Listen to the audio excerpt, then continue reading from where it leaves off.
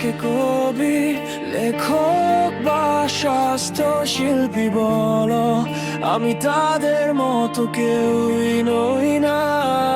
আমি কোন সমাজের সকল ভদ্রলোক যাকে মানুষ আত্মায়ের করার কথা ভাবে? আমি just একটা মানুষ যে তার মনে কথা বলে তার লেখা দিয়ে।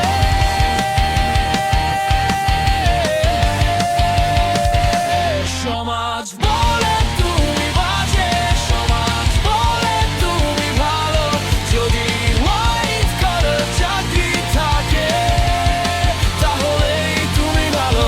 বলে তুমি বাজে, সমাজ বলে তুমি ভালো, যদি হোয়াইট কলার চাকরি থাকে তাহলেই তুমি ভালো।